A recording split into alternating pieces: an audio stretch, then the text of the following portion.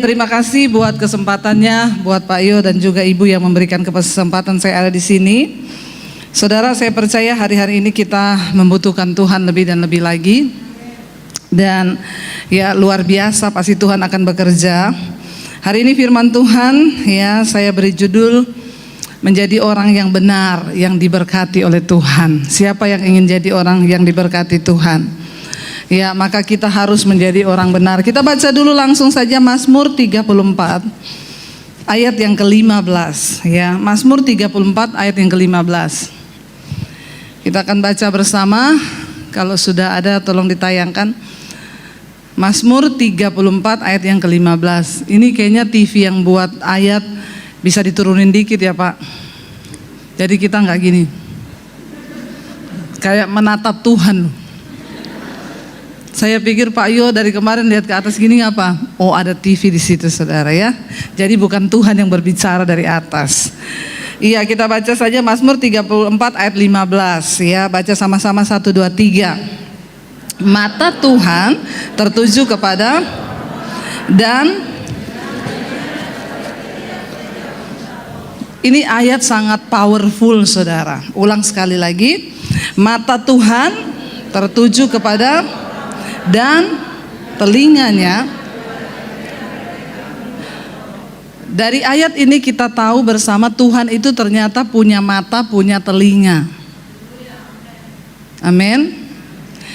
Sama, manusia juga punya mata, punya telinga, tapi kadang manusia telinga sama matanya tidak dipakai. Makanya orang sering kali, matamu di mana? Tapi di sini tidak ada. Amin. Tapi Tuhan punya mata, punya telinga, dan yang pasti kalau Tuhan punya mata, punya telinga, itu pasti mata dan telinga Tuhan itu berfungsi baik. Nah, ayat ini berkata saudara, mata Tuhan tertuju kepada orang-orang benar. Kita mau nggak mata Tuhan tertuju sama kita? Mau banget saudara ya. Wah, Tuhan melihat, Tuhan tertuju. Bahkan kita mau nggak telinga Tuhan ya tertuju kepada teriakan kita ketika kita meminta tolong? Itu kan tujuan kita mengikut Tuhan. Kita rindu supaya matanya, telinganya itu tertuju kepada kita. Ayat ini berkata mata Tuhan tertuju kepada orang-orang benar. Tolong digarisbawahi, ternyata mata dan telinga Tuhan tidak tertuju kepada semua orang di dalam hal dia menolong. Hanya kepada orang-orang tertentu. Makanya banyak yang bertanya, Bu, saya kok lihat dia tuh ya kalau berdoa dijawab loh. Bergumul kok dijawab, punya masalah kok dijawab. Saya ini kok enggak. Saya selalu berkata, kasih Tuhan itu tidak bersyarat. Waktu saudara bikin dosa, saudara minta ampun, diampuni Tuhan karena kasih itu tidak ada syaratnya. Tapi untuk mengalami berkat Tuhan dan janji Tuhan itu ada syaratnya. Selalu di dalam Alkitab itu ada syarat. Nah, hari ini dikatakan mata Tuhan tertuju, sayangnya tidak ditulis kepada semua orang Kristen. Enggak saudara, mata Tuhan tertuju kepada orang benar. Karena banyak yang menyebut dirinya Kristen tetapi ternyata hidupnya tidak benar. Nah, hari ini kita mau belajar. Sebelum kita bahas lebih lanjut, saya mau tanya dulu, siapa yang mau jadi orang benar? Semua mau. Kenapa? Karena ada janji Tuhan buat orang benar. Ada penyertaan Tuhan buat orang benar. Karena mata Tuhan tertuju kepada orang benar. Bahkan telinga Tuhan terarah kepada teriakan orang-orang benar. Mazmur 92 ayat 12 sampai ayat 15 kita akan baca. Ini ya syarat menjadi orang-orang benar di sini ada, kita akan baca. Mazmur 92 ayat 12 sampai ayat yang ke-15. Iya. Kita baca bersama 1, 2, 3. Orang benar akan bertunas seperti pohon korma, akan tumbuh subur seperti pohon aras di Libanon. Mereka akan ditanam di bait Tuhan, akan bertunas di pelataran Allah kita. Pada masa tua pun mereka masih berbuah, menjadi gemuk dan segar. Untuk apa? Memberitakan bahwa Tuhan itu benar, bahwa Ia gunung batuku dan tidak ada kecurangan padanya. Dikatakan di sana orang benar itu bertunas seperti pohon korma. Bagaimana menjadi orang yang benar, saudara? Ya tentunya ya tidak serta-merta jadi Kristen langsung benar. Enggak, makanya Yesus bilang bukan setiap orang yang berseru padaku Tuhan, Tuhan yang akan masuk di dalam kerajaan sorga. Jadi tidak semua orang Kristen itu akan masuk sorga. Tolong digarisbawahi, ada syarat saudara, kita harus menjadi orang benar. Di sana dikatakan orang benar itu bertunas seperti pohon korma. Kita akan belajar bersama tentang kenapa Alkitab berkata pohon korma. Saudara, pohon korma ini sebuah pohon yang luar biasa, makanya sampai Alkitab mencatat, ya tidak ditulis di Alkitab pohon manggaku ini, tidak ada, atau bertunas seperti pohon langsat, tidak ada. Kenapa pohon korma? Ada apa dengan korma, saudara? Saudara sudah pernah makan buah korma? Sudah ya. Di Palu ada pohon korma? Ada, Pak Yo tanam hidup, ya Pak Yo ya. Hidup, tapi di Indonesia juga banyak yang tanam tidak bisa berbuah. Di Indonesia banyak yang tanam pohon korma tapi nggak bisa berbuah. Sama dengan zaitun. Ya, minyak zaitun ditanam di Indonesia. Teman saya sekeliling pekarangan hotelnya semua pohon zaitun sampai gede-gede tapi nggak bisa berbuah. Jadi memang ini pohon pilihan. Dia nggak sembarang bisa. Kenapa pohon korma itu, saudara, diambil sebagai contoh di dalam Alkitab? Orang benar bertunas seperti pohon kurma. Karena untuk menjadi orang benar itu ada proses. Kenapa ada proses, saudara? Kita ini dibesarkan di dalam keluarga kita puluhan tahun. Waktu kita dibesarkan dalam keluarga, iya kalau mama papa kita sudah bertobat dari kecil dan benar berakar dalam firman. Kalau enggak, ada begitu banyak doktrin yang masuk di kepala kita dari kecil, diisi oleh teman, sahabat, orang tua, lingkungan. Dan itu semua kan bukan firman.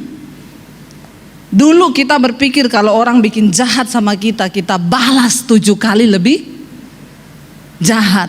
Dulu kan, sekarang semua sudah tidak kan? Atau masih ada? Udah enggak kan saudara? Kita sudah berubah ya. Maunya saudara itu apa? Yang sudah berubah siapa? Halo, ada orang di sini? Ya, dulu kita sebelum bertobat kan kita kalau orang bikin jahat kita balas lebih jahat. Orang cerita kita jahat, kita cerita dia lebih jahat. Itu dulu. Amin. Atau masih ada yang sekarang kayak begitu? Ya. Wih. Banyak ya? Banyak. Perlu dibaptis ulang ini. Buka kolam baptisan. Orang rendam 20 menit. Mungkin dulu waktu dibaptis belum kena bibirnya. Belum kena air. Jadi direndam 20 menit supaya dibuka mata langsung di rumah Bapa di sorga. Memang masih banyak. Nah makanya kita sekarang mau belajar. Saudara, kalau kita beribadah dengar firman, bilang Tuhan buka mata hatiku supaya aku mengerti, supaya aku berubah. Karena berkat Tuhan itu hanya mengikuti orang benar. Masa kita mau hidup gini-gini terus, saudara? Ada perubahan dong di dalam hidup kita. Kenapa pohon korma tercatat di dalam Alkitab, saudara? Tentu pohon ini unik dan harus kita contohi. Yang pertama, pohon korma ini pohon pilihan. Dia ditanam di satu daerah dan keadaan yang tidak mudah. Di tanah yang kering, berbatu, di padang gurun. Hanya orang-orang yang berani hidup dan melewati padang gurun yang akan menjadi orang pilihan Tuhan. Kenapa hanya sedikit orang yang bisa dipilih Tuhan dan diberkati Tuhan? Karena tidak semua orang Kristen mau melewati padang gurun. Amin. Kita semua pengennya enak, pengennya semua serba instan, pengennya semua serba Tuhan tolong, ada masalah hari ini, pengennya besok dijawab Tuhan. Manusia semua pengen berada di tempat yang nyaman, tidak dipungkiri. Tetapi kenapa pohon kurma menjadi unik? Ini adalah salah satu pohon yang bisa hidup di tempat yang tidak semestinya. Kalau kita tanam tanaman atau pohon atau apapun, kita jaga supaya kadar air di tanahnya itu selalu cukup supaya dia tidak mati. Beda dengan pohon kurma. Pohon kurma tidak hidup seperti kebanyakan tanaman lain yang dengan enak bisa hidup di suasana yang nyaman. Kalau saudara cuma jadi orang Kristen yang mau tinggal dalam keadaan yang nyaman, maaf, kayaknya engkau tidak bisa menjadi orang benar. Karena orang benar itu harus bertunas seperti pohon kurma. Nomor satu, tanah di tempat di mana pohon kurma itu tumbuh, itu udah beda dulu.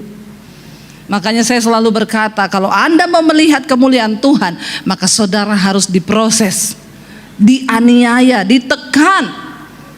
Yang belum dianiaya saya doakan supaya teraniaya. Yang belum ditekan saya doakan supaya ditekan hari-hari ini. Amin. Cuma itu pilihan engkau bisa menjadi orang benar di tempat yang tidak nyaman, karena di sanalah Tuhan membentuk hidup kita. Enggak semua orang itu mau, saudara, ada di tempat yang tidak nyaman. Sepanjang umur pengiringan saya ikut Tuhan, kayaknya saya selalu berada di tempat yang tidak nyaman. Rasanya udah mulai enak, akhirnya begini lagi, mulai enak, begini lagi. Sudah menikah di Solo, punya rumah, sudah beli rumah, anak-anak sudah sekolah, tiba-tiba Tuhan bilang tinggalkan kota Solo. Saya sampai bilang, Tuhan, sampai kapan sih Tuhan tuh lihat saya ini hidup nyaman? Tapi Tuhan bilang, kalau kamu mau nyaman di Solo ya kamu gini-gini terus. Mau gak melangkah ke satu tempat yang gersang, yang kamu gak tahu bagaimana? Makanya kalau orang cuma cerita, dengan adanya YouTube ini saya mendengar banyak yang, itu Debbie Basir pendeta dari mana? Nggak jelas. Karena mereka tidak melihat ketika saya diproses Tuhan. Mereka cuma lihat ketika Tuhan mengorbitkan saya. Mereka tidak ada di dalam hidup saya. Yang tahu persis di sini Kak Angki sama Kak Feni ini. Dulu saya waktu keluar dari rumah tahun 96 saya ke kota Palu. Ya, saya kos di Una-Una. Ini juga Pak Yo saksi. Ya, tapi bukan saksi bisu ya Pak. Yang lucu Pak Yo ini lucu, saudara. Waktu saya diundang pertama kali di sini. Jadi ceritanya ya, pertama ibu lihat saya pelayanan di Jakarta ya Bu, di gereja WTC, di gerejanya Pak Wiryo saya khotbah. Lalu Ibu Iren bilang, coba cari tahu, hubungi itu Ibu Debbie Basjir. Terus Ivon ngomong, itu sepupu saya Bu. Oh ya udah, coba undang ke sini katanya. Ya biar jadi pembicara di Palu. Saya cerita sama suami saya, nanti kita ke Palu ini, itu kita diundang. Ya ini Pak Yo ini, dulu saya manggilnya dia Kak Yo.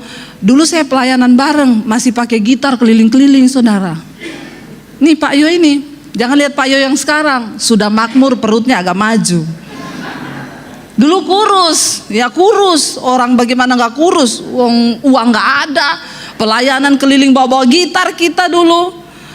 Terus saya bilang sama suami saya, nanti kita ketemu, tapi sekarang Kak Yo ini diberkati sama istrinya. Oh iya, saya datang, saudara. Ya diajak, langsung kan nginep di rumah. Terus Pak Yo ngajak kita makan. Ayo kita makan mie pangsit. Waktu saya ingat loh Pak. Cerita, ngobrol.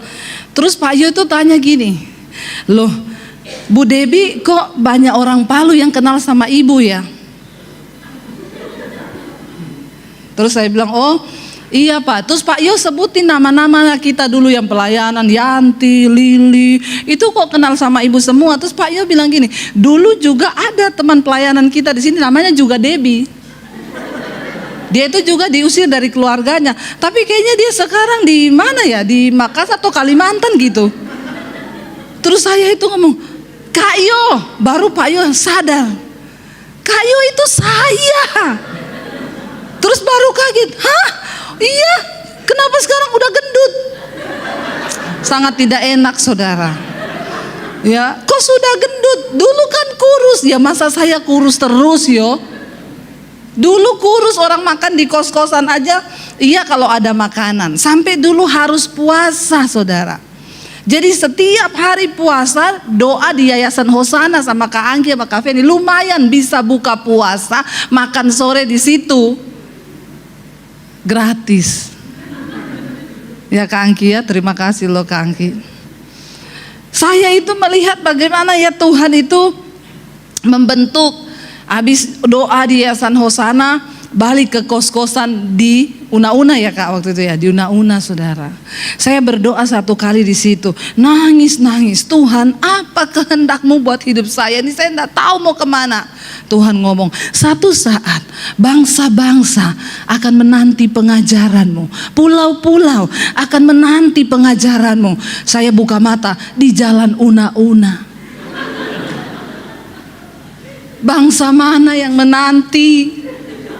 Pulau mana yang menanti? Pulau Una-Una, Pulau Sulawesi, iyo. Pulau Kalimantan. Bangsa-bangsa apa? Secara manusia saudara, coba apa yang kita mau lihat? Tuhan, apa yang Tuhan lakukan dengan hidupku? Ketika saya memilih Yesus, saya malah masuk di dalam tekanan, persoalan, masalah, gak enak. Saya dibawa ke tempat bertumbuh di tanah yang gersang, nggak ada air rasanya saudara. Aduh bener-bener nggak ada uang di tangan. Aduh ya berat saudara. Tetapi hanya orang-orang yang mau berada di tanah yang tidak lazim, di tanah yang gersang itu, mereka akan jadi pohon pilihan Tuhan. Tepuk tangan buat Tuhan Yesus. Yes, kenapa? Firman Tuhan itu gak pernah salah. Firman Tuhan tuh gak pernah salah. Akhirnya saudara, dulu saya berpikir saya mau sekolah Alkitab. Tapi mau sekolah Alkitab di mana? Lalu waktu itu ada Kak Ronald saudara di Yayasan Hosana itu, dia datang dari Manado ya, waktu itu kayaknya bantu pelayanan di sini. Dia kan STH. Saya bilang, Kak, saya ini kan baru pertama mau jadi Kristen, saya masih banyak belajar. Kak Ronald, kita mau belajar Alkitab. Jadi Kak Ronald bikin aja di sini kayak kursus atau sekolah Alkitab supaya kita ini belajar kayak di sekolah Alkitab. Walaupun nggak dapat titel nggak apa-apa, yang penting kita belajar.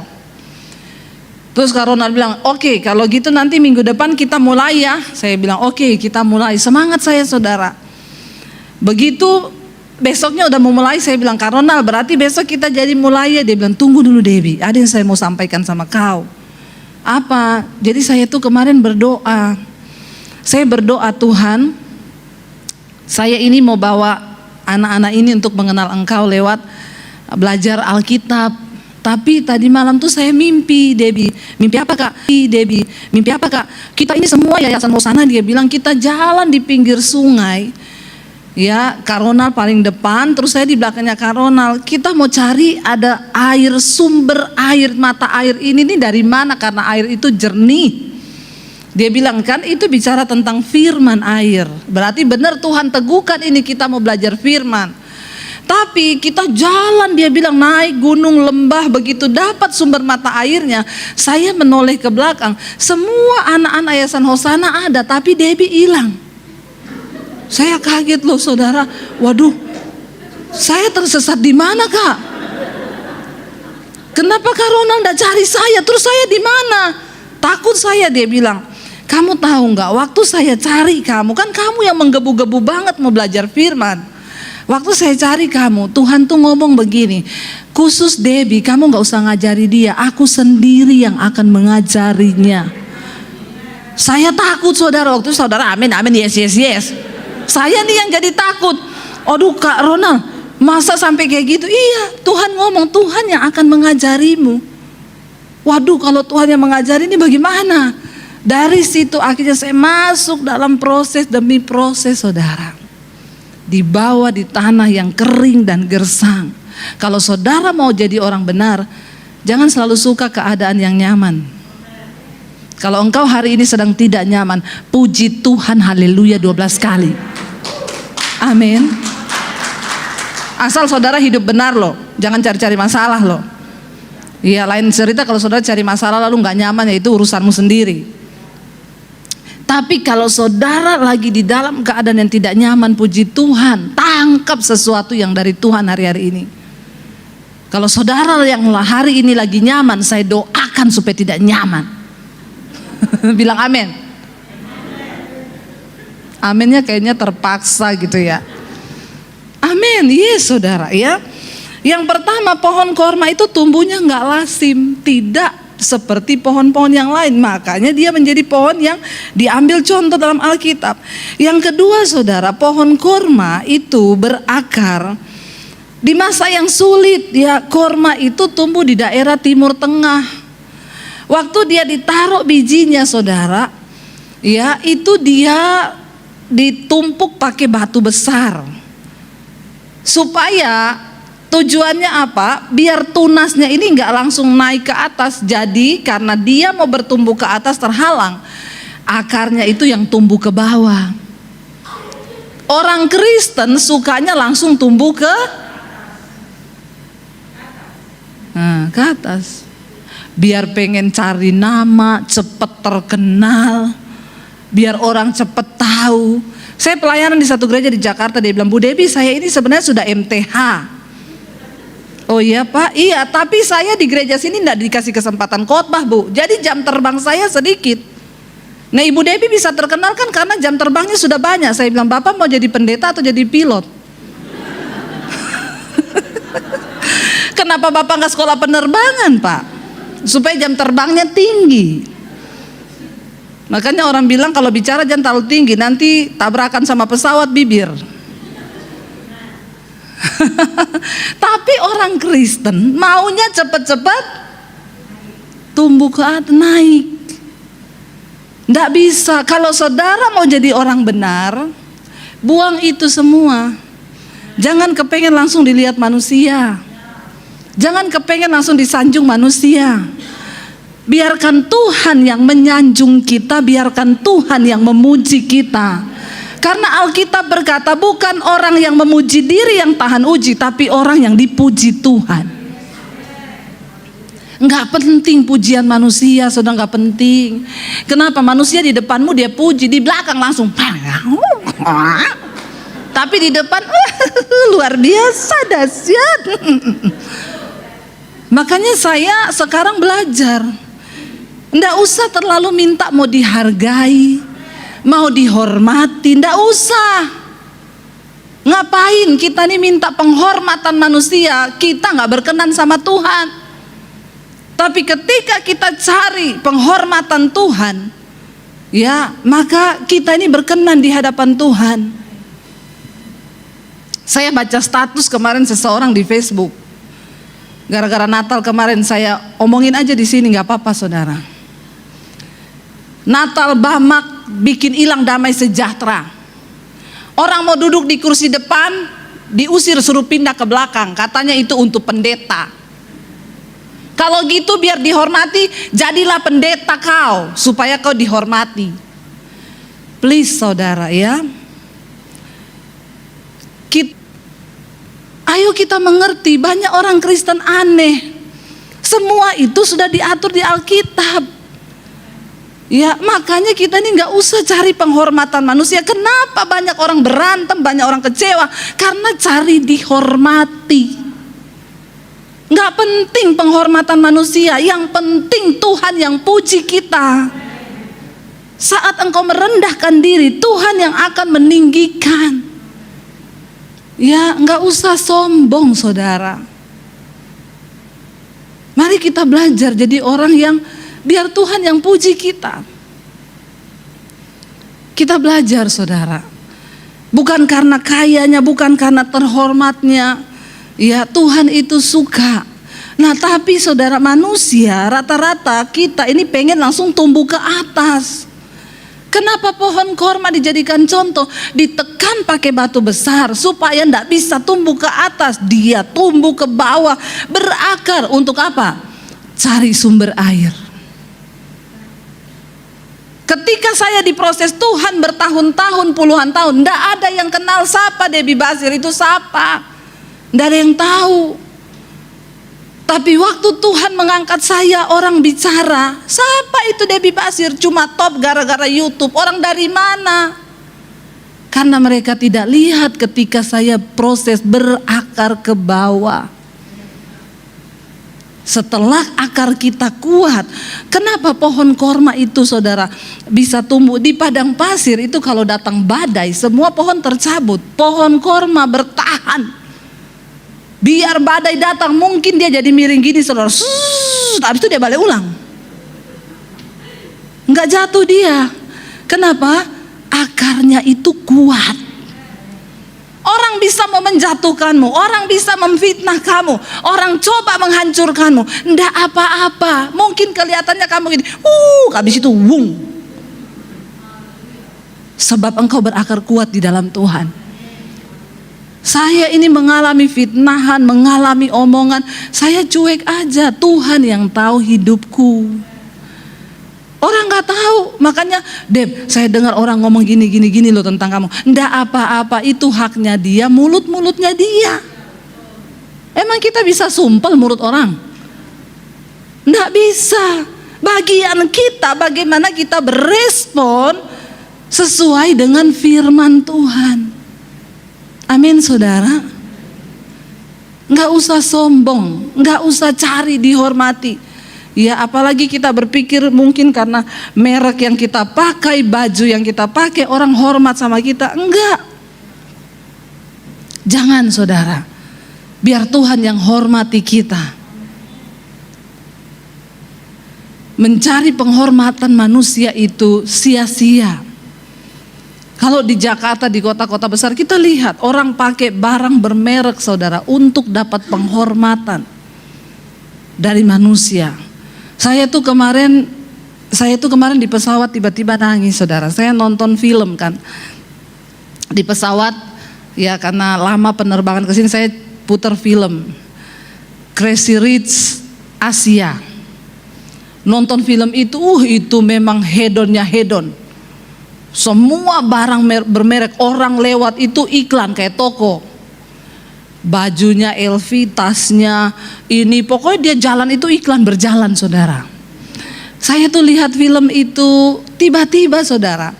Jadi sebelum kesini itu saya ditelepon sama jemaat Mesbah Doa. Mereka mengasihi saya, ibu ulang tahun kan kemarin, saya ini tergerak beliin ibu sepatu. Jadi ibu ke Plaza Senayan, ibu ke sana, ibu ambil aja ibu masuk di toko LV.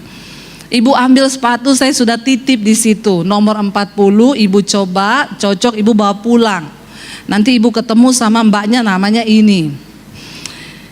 Saya datanglah ke LV saudara di Plaza Senayan ya. Agak gugup juga, saya bilang sama suami sama anak-anak saya, aduh masuk di LV itu tampang saya begini lagi. Orang masuk di LV itu nggak sembarang saudara. Saudara baru mau dekat-dekat tokonya sudah dilirik sama security.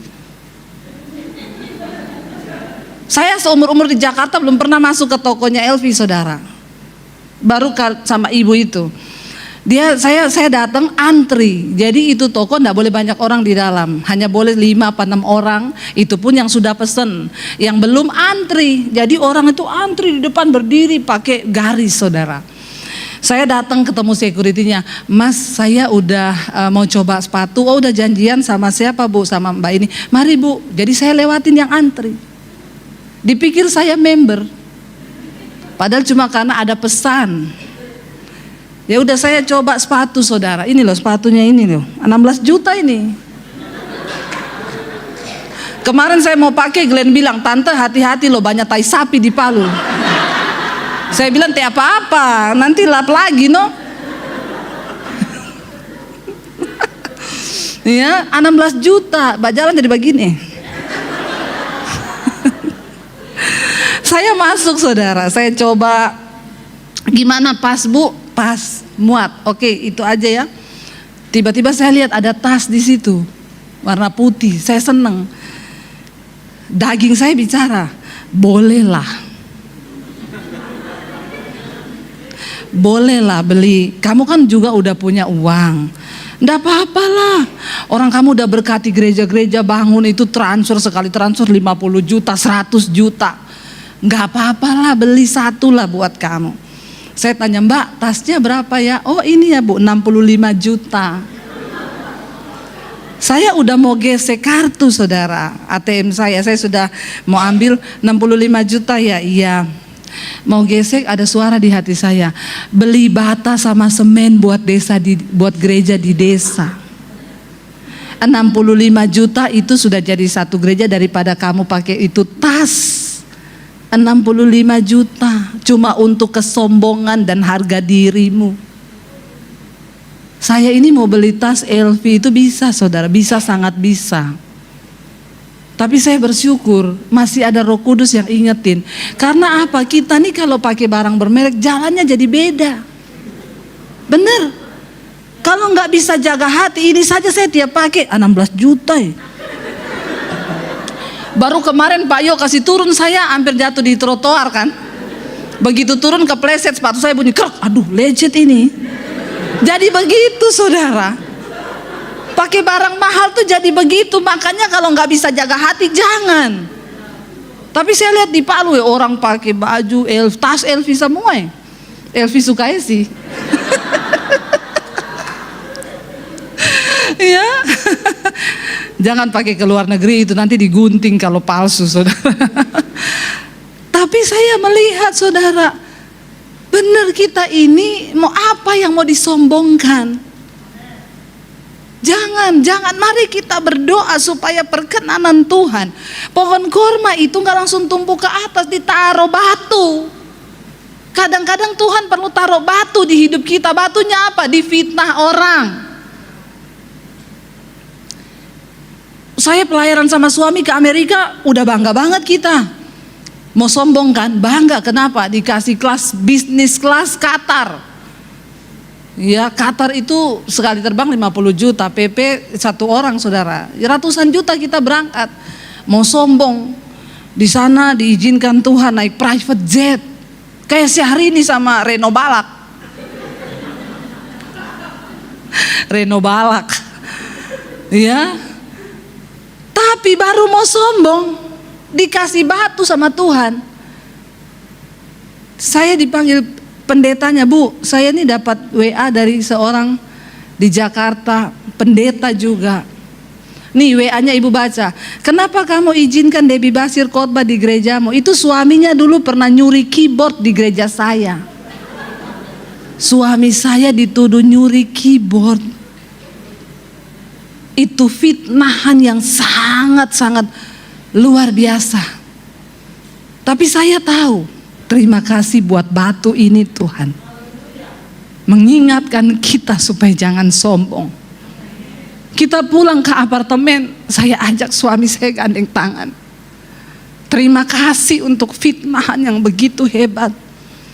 Tuhan, saya kirim itu bukti chattingan ke salah satu teman saya di Jakarta. Dia bilang, Bu, perkarakan Bu.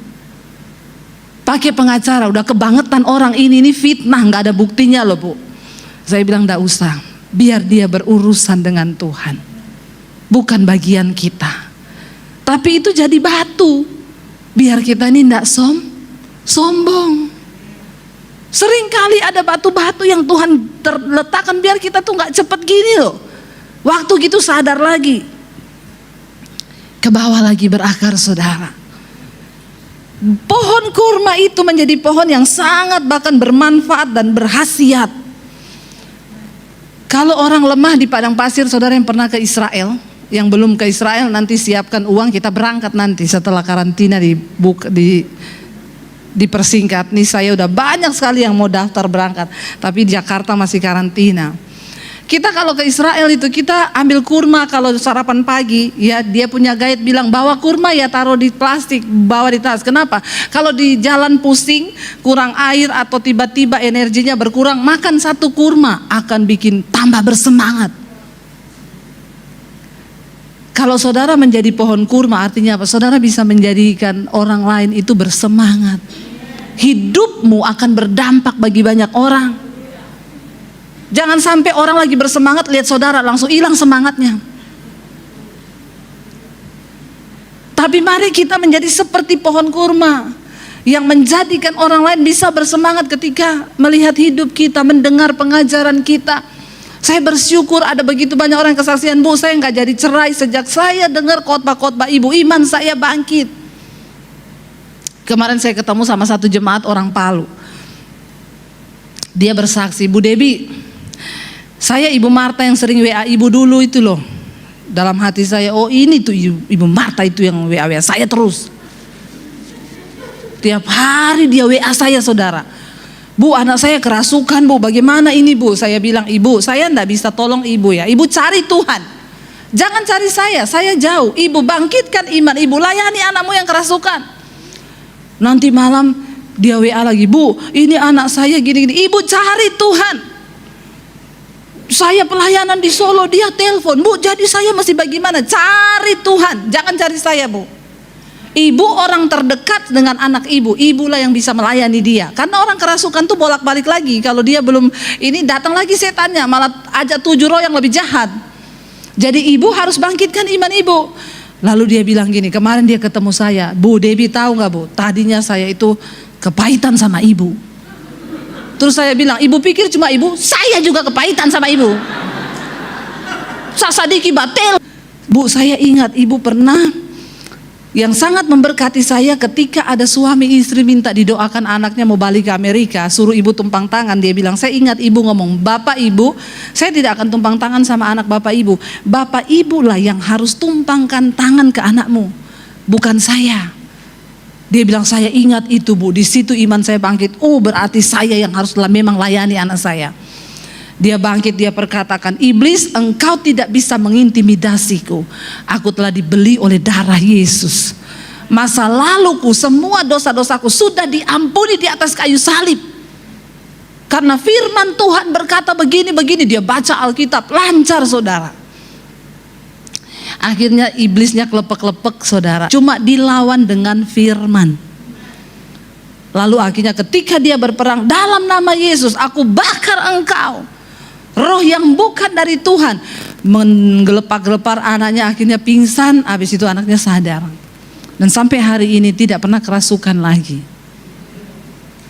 Saudara, kita semua diberi kuasa oleh Tuhan, ya, untuk kita ini menjadi orang-orang yang dipakai Tuhan.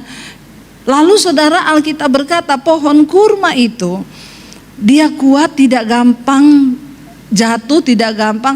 Dan bukan cuma itu, makanya ayatnya tadi berkata, walaupun engkau sudah sampai tua, engkau tetap berbuah untuk menceritakan tentang perbuatan Tuhan yang ajaib. Saya bilang, Ibu, kalau saya yang doakan anak ibu kan gak bisa cerita tentang perbuatan Tuhan yang ajaib. Tapi sekarang saya dengar kesaksian ibu, betapa dia memuji Tuhan karena dia ngalami sendiri. Dia alami Tuhan sendiri, dia lihat kuasa Tuhan sendiri, dia berperang sendiri. Kalau saya yang doakan, ibu akan ngomong, ih didoakan Bu Debbie, mana Tuhannya? Tapi ketika ibu mengalami sendiri, ibu bisa berkata, Tuhan itu dahsyat.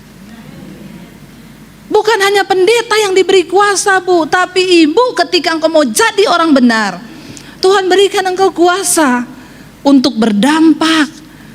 Keluarga demi saya bersyukur ini sekarang ini lewat mesbah doa. Orang-orang Kristen, saudara, mereka yang dulu tidak pernah tahu tentang pelepasan karunia roh, sekarang mereka dibangkitkan. Dari Manado, Bu, saya ini gereja bukan karismatik, Bu, kita dari gereja Protestan, Bu, saya tidak pernah mengalami begini. Ponakan saya kerasukan, Ibu Debbie, bagaimana? Ambil minyak, taruh di piring, doakan jadi minyak urapan. Ibu berperang sekarang. Bagaimana caranya? Perkatakan firman dalam nama Tuhan Yesus. Roh-roh yang bukan dari Tuhan, akhirnya satu keluarga. Saya bilang, jangan kau cekik itu ponakanmu. Kan kadang orang kalau udah takut kerasukan malah dicokik, dalam nama Yesus mati malah saudara. Ya, ibu tidak usah takut nomor satu, tapi ibu layani. Mereka layani, dia telepon saya, Bu, baru kali ini saya mengalami sendiri Tuhan. Saya bersyukur ibu mengajarkan kami untuk cari Tuhan. Jangan cari pendeta. Emang saya bisa bikin apa sama saudara? Jangan suruh saya yang berdoa, saudara yang berdoa. Apalagi doa buat suamimu, jangan titip sama saya doa buat suamimu. Dan mungkin saya mau berdoa buat suamimu, itu laki-lakimu sendiri. Ya, mungkin saya mau menangis buat suamimu, Tuhan berkati Joni Tuhan. Kita pepai tua dengar, siapa itu Joni? Orang rumah tangga ancor cuma gara-gara kita berdoakan sampai laki itu. Tidak saudara, berdoa sendiri. Waktu engkau dengan cinta, saya kan tidak cinta sama Joni, saya cinta sama Daniel.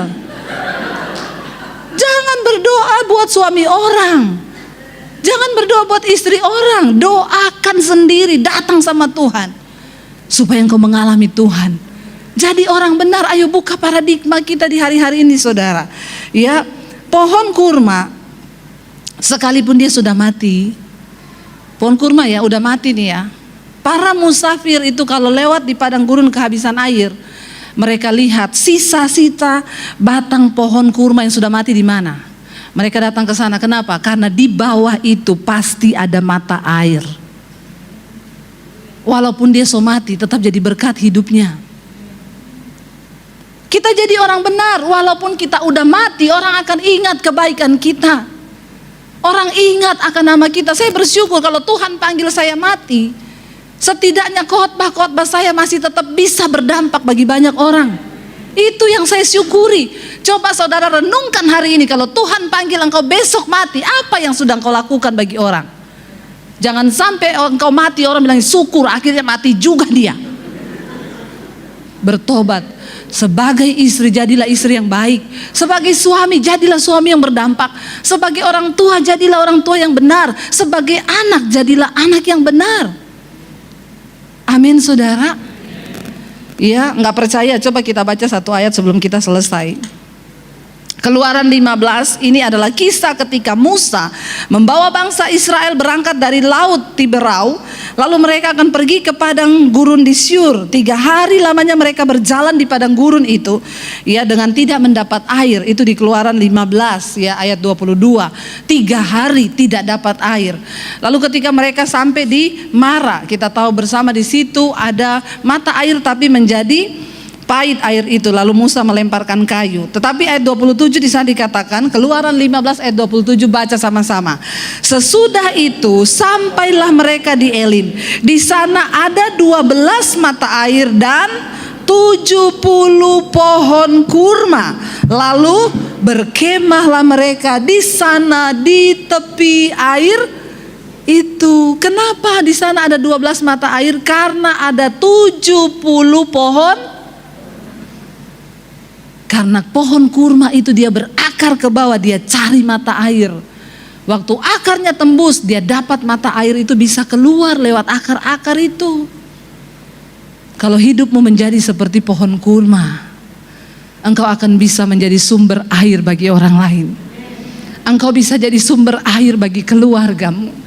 Engkau bisa jadi sumber air bagi orang-orang yang sedang kehilangan pengharapan. Tuhan sedang mencari orang-orang yang mau dipakai untuk menjadi orang yang menjadi sumber mata air bagi orang lain. Biar Tuhan dapati kita saudara. Salah satu di antaranya.